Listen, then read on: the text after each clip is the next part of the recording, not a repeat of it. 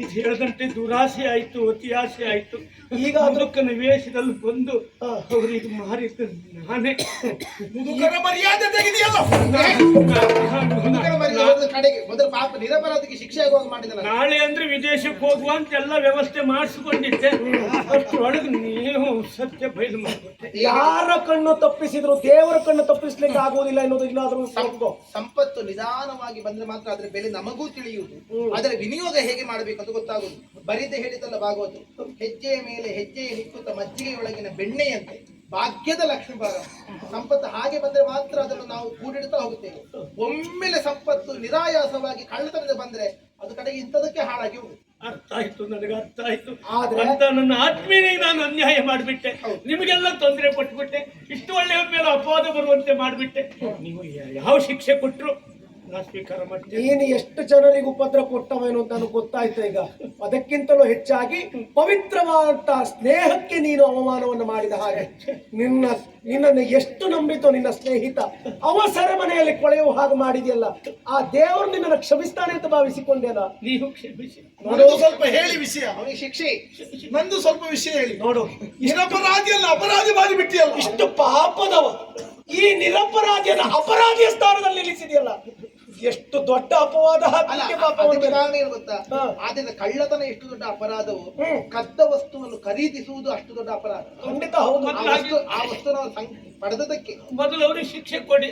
2 ದಿನ ಇಲ್ಲ, ಅವರಿಗೆ ಶಿಕ್ಷೆ ಅದೇ. ಕದ್ದ ವಸ್ತುವನ್ನು ಪಡೆದಕ್ಕೆ ಅವರಿಗೆ ಅವಮಾನ ಆಯ್ತಲ್ಲ. ನೀನು ಬುದ್ಧಿವಂತಿಗೆ ಬಿಡುವುದಿಲ್ಲ. ಯಾಕೆ ಸುಮ್ಮನೆ ಇನ್ನೊಬ್ಬರಿಗೆಲ್ಲ ಅಷ್ಟು ಉಪದ್ರ ಕೊಡ್ತೀಯ? ತಪ್ಪಾಯ್ತು. ಇನ್ನಾದ್ರೂ ಸರಿಯಾಗ ಇನ್ನು ಸರಿಯಾಗಲಿಕ್ಕಿಲ್ಲ. ಅವರು ಒಬ್ಬನು ಕೊಲೆ ಮಾಡಿದ್ದಾರೆ, ಇವರು ಸರಿ ಮಾಡಿಸ್ಬೇಕು ಅಂತ ಆದ್ರೆ ತಕ್ಕ ಶಿಕ್ಷೆಯನ್ನೆಲ್ಲ ವಿಧಿಸ್ತೇನೆ. ಜೀವವಾದಿ ಶಿಕ್ಷೆ, ಕತ್ತಲೆಯ ಕಾರಾಗೃಹಕ್ಕೆ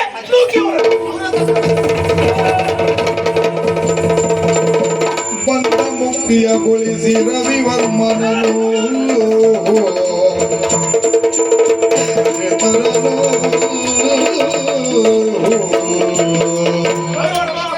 ಇಲ್ಲಿಯ ಮಹಾರಾಜನಾಗಿ ನನಗೆ ಕೈ ಮುಗಿದು ತಪ್ಪಾಯ್ತು ಅಂತ ಬೇಡಿಕೊಳ್ತೇನೆ.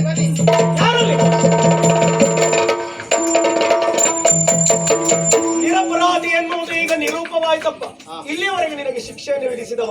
ಆದ್ರೆ ಈ ಪ್ರಕರಣ ಇಷ್ಟೆಲ್ಲ ನಡೆಯುವುದಕ್ಕೆ ಕಾರಣ ಒಂದು ವಜ್ರದ ಉಂಗುರ. ಈ ವಜ್ರದ ಉಂಗುರದ ದೆಸೆಯಿಂದಲಾಗಿ ಇಷ್ಟೆಲ್ಲ ಕತೆ ನಡೆದು ಹೋಯಿತು. ನನ್ನ ಅಮ್ಮ ನಿದ್ರೆ ಮಾಡಲಿಲ್ಲ, ಸರಿ ಊಟ ಮಾಡಲಿಲ್ಲ. ಹೌದು, ತವರು ಮನೆಯಿಂದ ಬಳುವಳಿಯಾಗಿ ಬಂದಂತಹ ವಸ್ತುವಿಗೆ ಎಷ್ಟು ಆಸೆ ಇರ್ತದೆ ಎನ್ನುವುದಕ್ಕೆ ನಿನ್ನ ತಾಯಿ ಸಾಕ್ಷಿಯಾಗಿದ್ದಾಳೆ. ಅವಳಿಗೆ ಇದನ್ನ ನಿನ್ನ ಕೈಯಾರೆ ಒಪ್ಪಿಸು. ಅಮ್ಮ,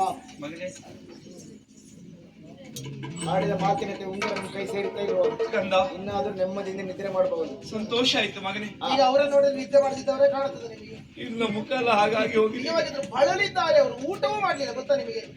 ಪಾಪ ಅವರ ಕಷ್ಟ ಅವರಿಗೆ. ಕಂದ, ಅಂತೂ ನಾನು ವಹಿಸಿದ ವಜ್ರದ ಉಂಗುರವನ್ನು ನನಗೆ ತಂದು ಕೊಟ್ಟೆ ಮಗನೇ. ಅಂತೂ ವಜ್ರದ ಉಂಗುರ ಪಡೆಯುವಲ್ಲಿ ಮಗನಾದ ನೀನು ಅದೆಷ್ಟೋ ಕಷ್ಟಪಟ್ಟೆ ಕಂದ. ಇನ್ನು ಮಾತ್ರ ವಜ್ರದ ಉಂಗುರ ಬಹಳ ಜಾಗ್ರತೆ ನೋಡ್ಕೊಳ್ಳಿ. ಆಯ್ತು ಮಗನೇ, ಯಾರಿಗೂ ಕೊಡ್ಲಿಕ್ಕೆ ಈ ಬೆರಳಿನಿಂದ ತೆಗೆಯುವುದೇ ಇಲ್ಲ, ಅಷ್ಟು ಇಟ್ಕೊಳ್ತೇನೆ. ಆದ್ರೆ ಬೆರಳು ಜಾಗ್ರತೆ ನಿದ್ದೆ ಕೊಂಡಿನಲ್ಲೂ ಜಾಗೃತಿಯಲ್ಲಿ ಇರ್ತೇನೆ ಮಗನೇ. ಆದ್ರೆ ಒಂದು ಆವತ್ತು ನಿನಗೆ ಬಾಯಿ ಬಂದ ಹಾಗೆ ಬೈದವಳು ನಾನು. ಮಗ ಅಲ್ವ, ನಂಗೆ ಬಯಸ್ಕೊಳ್ಳೋದು ಗೊತ್ತಲ್ಲ. ಹಾಗಲ್ಲ ಮಗನೇ, ಈ ಹೆಣ್ಣನ್ನು ನೀನು ಮದುವೆ ಆಗ್ಬೇಕು ಅಂತ ಬಯಸಿದಾಗ ಅವಳೊಬ್ಬಳು ವೈಶ್ಯಾವಾಟಿಕೆ ಮನೆಯಲ್ಲಿರುವ ಹೆಣ್ಣು, ಅವಳನ್ನು ನನ್ನ ಮನೆಗೆ ತರಬೇಡ, ನಾನು ಅವಳನ್ನ ಸೊಸೆಂದು ಒಪ್ಪುವುದಿಲ್ಲ ಎನ್ನುವುದಾಗಿ ನೀವಿಬ್ರು ಒಪ್ಪಲಿಲ್ಲ ಮಗನೇ. ಈಗಾದ್ರೂ ಒಪ್ಪಿದ್ರೆ ಒಳ್ಳೇದಿತ್ತು. ಈಗ ಮತ್ತೆ ಕೇಳಬೇಕಾದಿಲ್ಲ ಮಗನೇ. ನೀನು ಅವಳನ್ನು ಸಂತೋಷದಿಂದ ಮದುವೆಯಾಗಿ ನನ್ನ ಮನೆಗೆ ಸೊಸೆಯಾಗಿ ತರಬೇಕು ಎನ್ನುವುದಾಗಿ ನಾನು ನಿನ್ನಲ್ಲಿ ಹೇಳುವುದು. ಮಹಾರಾಜರ ಒಪ್ಪಿಗೆ ಬೇಕು, ನಮ್ಮ ಅಪ್ಪನ ಒಪ್ಪಿಗೆ ಬೇಕು. ನನ್ನ ಸಂಪೂರ್ಣ ಒಪ್ಪಿಗೆ ಉಂಟು, ಆದ್ರೆ ನೀವು ಒಪ್ಪುತ್ತೀರಿ. ಆದ್ರೆ ಈ ಹೊತ್ತಿಗೆ ಪ್ರಧಾನವಾಗಿ ಬೇಕಾದ ನನಗೆ ನನ್ನ ಅಮ್ಮನ ಒಪ್ಪಿಗೆ. ಖಂಡಿತ ನಾನು ಸರ್ವತಾ ಸಿದ್ಧಳಿದ್ದೇನೆ ನನ್ನ ಮದುವೆ ಮಾಡಿಸಿ ಕೊಡುವುದಕ್ಕೆ. ನಿನ್ನ ಭಾವನೆಗಳಿಗೆ ಅವಮಾನ ಪಡಿಸಿದೆ. ಆದ್ರೆ ಒಂದು ನೀನು ಆ ಸೋಮದೇವರಲ್ಲಿ ಅವರಲ್ಲೆಲ್ಲ ಬೇಕಾದಷ್ಟು ಹಣ ಪಡ್ಕೊಂಡಿದ್ದೀನಿ. ಅವ್ರಿಗೆ ಮಾತು ಕೊಟ್ಟಿದ್ದು ಪಾಪ ಅವ್ರು ನೋಡ್ತಾರೆ. ನಂದು ಒಂದ್ ಸ್ವಲ್ಪ ಇರ್ಲಿ. ಪ್ರೇಮಿಯಾಗಿಯೋ ಕಾಮಿಯಾಗಿಯೋ ಗೊತ್ತಿಲ್ಲ, ಅಂತೂ ಅವಳನ್ನ ಬಯಸಿದೆ. ಛೇ, ಇಂತಹ ಪುಣ್ಯಾತ್ಮನಿಗೆ ಸೇರಬೇಕಾದವಳು ಕೊನೆಗೂ ನಾನು ಒಬ್ಬರಿಯಾಗಿ ಸಾಯುವುದಂತಲೇ ತೀರ್ಮಾನ ಮಾಡಿದ್ದೇನೆ.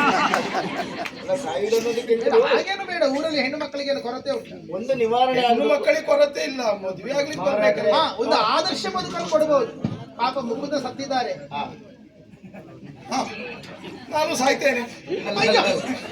ಇಷ್ಟು ಆಗಲ್ಲ ಅಂತ ನಿರ್ಧಾರ ಅಂತ ಹೇಳಿದಳು. ಎಣ್ಣೆ ತಿಂತಾಳೆ ಅಂತ ಏನೆಲ್ಲ ಯೋಚನೆ ಬರ್ತದೆ ಭಗವಂತ.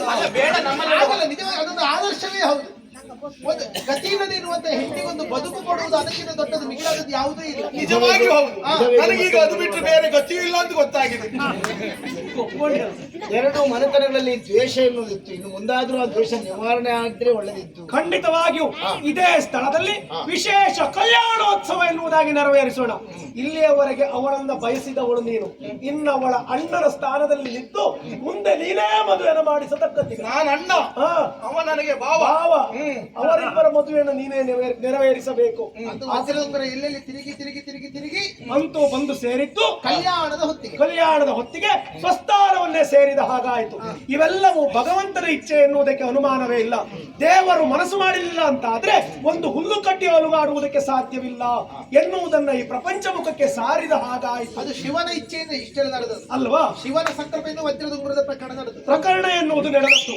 ಆ ಶಿವನ ಪ್ರಸಾದ ನಮ್ಮ ಶಿರದ ಮೇಲೆ ಸದಾ ಇರಲಿ ಎನ್ನುವುದಾಗಿ ಬೇಡಿಕೊಳ್ಳುತ್ತಾ ಕತೆಗೆ ಮಂಗಳವನ್ನು ಹಾಡೋಣ. ಲೋಕ ಸಮಸ್ತ